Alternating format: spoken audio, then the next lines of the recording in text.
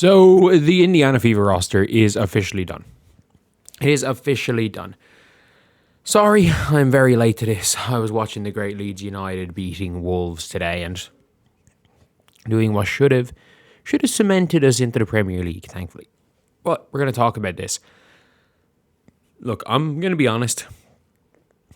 Don't love that the Fever have the shortest training camp roster, have the least number of players on the roster, and have already guaranteed certain people spots on the team. So, it is, at least last year, it appeared that 4 players were fighting for one spot. Like, we kind of knew who the first 10 were, but there were 4 players fighting out for the spot that Michaela Timpson ended up winning out on. Like, it was KK, Bree Hall, Jalen Brown, Gillia Lane, and Yvonne Ejim. They were all fighting it out for one spot. Whereas now, the Indiana Fever team are fighting it out for 0 spots. And the fact is that the developmental slots are already sorted as well. It is Justine Passat and Jessica Timmins. They're guaranteed developmental slots because in order to... We're now at the stage where they would have had to have cut... To make KK a developmental slot, they have to cut her. They would have to cut Megan McConnell. They would have to cut... what's her name? Who else? Kiana Traylor. They would have to cut both of them in order to get them onto developmental contracts. So basically, it is Justine Passat and it is Jessica Timmins, which is really annoying because I'm like, look, Jessica Timmins is a scoring 5'8" guard. There is no world in which Jessica Timmins is going to ever do anything for the Fever. Why did you not just take Yarden Garzone or Hannah Stolke? Why did you not just take Yarden Garzone or Hannah Stolke in that 3rd round? Why did you not just stash a pick? Why did you not just find whoever the tall... Why did you not take Kyla Oldacre? Why is there no size? Why? That being said, don't love the way it's structured because it is pretty much impossible for them to bring Megan McConnell or Kiana Traylor. Like, if Megan McConnell is unbelievable, she's just going to be signed by another team. And the problem is that there are 4 players right now, with the way the Indiana Fever have done it, they've already promised 12 roster spots. There are 4 players trying out for other teams. They are not trying out for the Fever. Kiana Traylor, Megan McConnell, Jessica Timmins, and Justine Passat are trying out for other teams right now. And yeah, it is a very, very interesting one. Is that how... Okay, there's 2 T's in Justine Passat. Okay, I have been misspelling the name. I was like, I've been spelling it wrong, or did they spell it wrong? No, I have been spelling it wrong. I do want to apologize to Justine Passat. I have been misspelling your name. But that being said, when it comes to the Indiana Fever roster, there is a lot that I do like. First of all, you're bringing back Caitlin Clark, Kelsey Mitchell, and Leah Boston. And the hope is that Stephanie White runs a system that works for all 3 of them. Like, look, I don't have much hope in that, but there's a difference. Like, Steph White absolutely deserves. She earned the full season. The fact is, in the 13 games that Caitlin, Kelsey, and Aaliyah played last year, I don't think in any of the 13 we saw all 3 play well. We saw games where Kelsey and Aaliyah were unbelievable. We saw games where Caitlin and Aaliyah were unbelievable. We saw games where Caitlin and Kelsey were great and Aaliyah did nothing.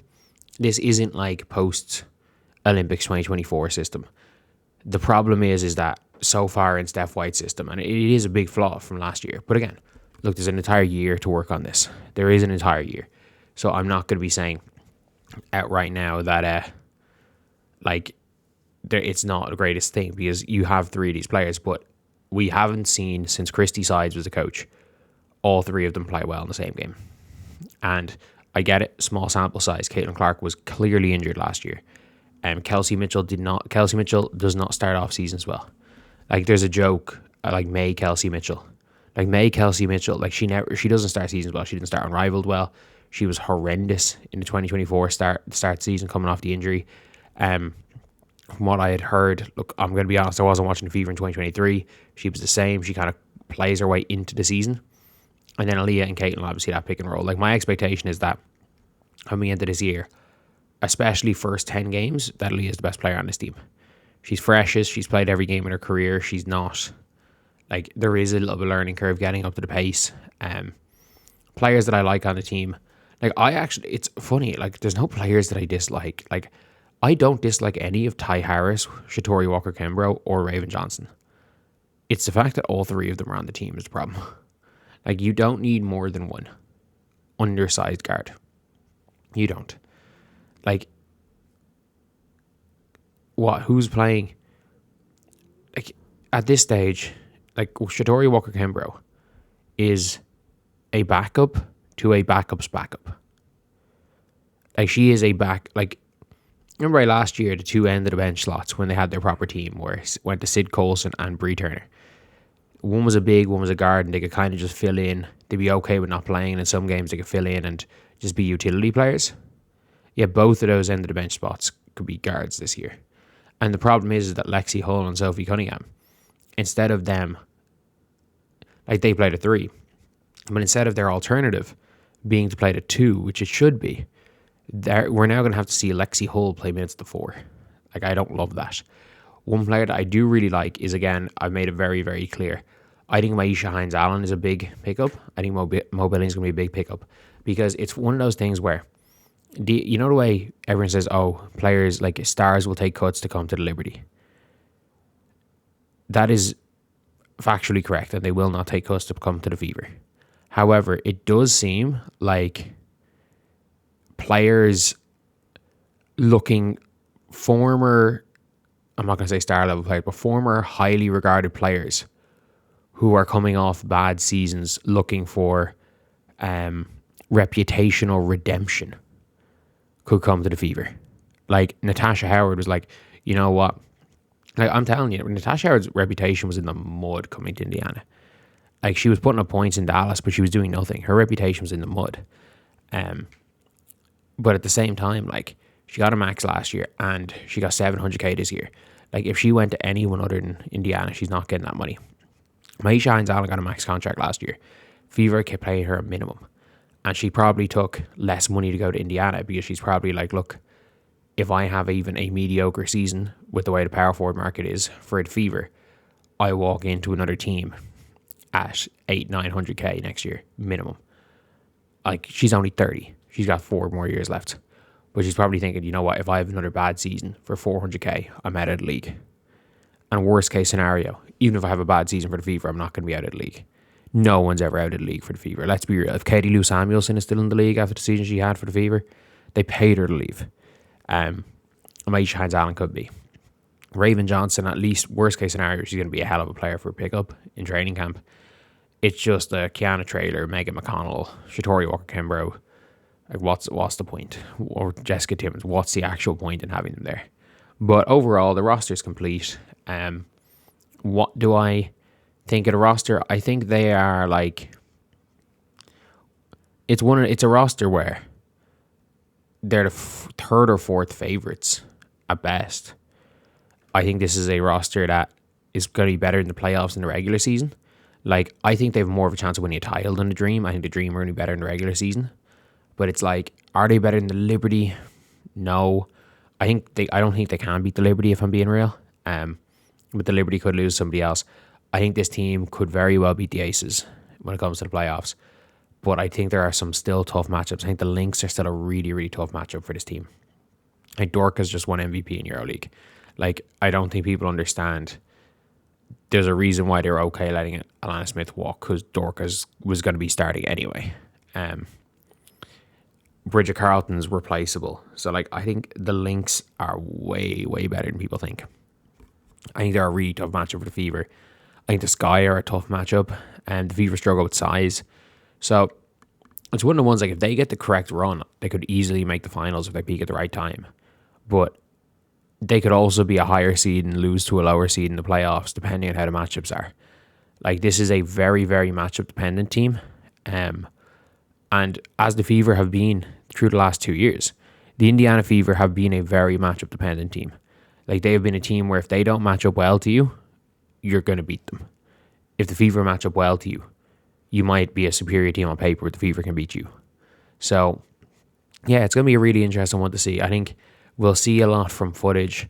If we see any of this motion, everyone's a point guard offense, I think we can write off this season because, like, look, the Indiana Fever as a team, I'm not going to lie. The ball, Kelsey Mitchell should run to Kelsey Mitchell. She is the best or second best. These are the three best play finishers, and you could argue Kelsey Mitchell's the best play finisher on this team. But every decision when Caitlin Clark and Leah Boston are on the floor, any decision that is made by another player, as in creation decision, not spot up, not swinging the ball, not making an extra pass, any creation rep by anyone else other than Caitlin and Leah Boston when those two are on the floor is a bad offense.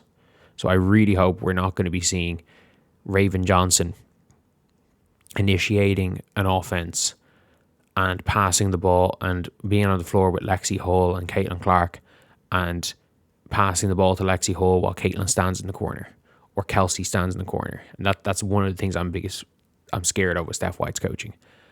Like, I think she's a fantastic coach. I don't know if this is the right team for her. And ironically, I do feel like part of the reason they did so well in the playoffs, in my opinion, is because Steph White said there were so many pieces that she couldn't run her system. I think it's the Jesse Marsh analogy, if you're a Leeds fan. Jesse Marsh comes in February 2022, and he comes in and says, okay, I'm not able to run my system this year, so I'm going to focus on keeping the team safe from relegation. He did a really, really good job. He didn't run any sort of a system. He played a system to his players, and Leeds stayed up. And he did really well. He was a hero. And then over the summer, he put in his system. And it took maybe 3 games before every single team realized how to beat his system. He doubled and tripled down on his system, and the team stunk.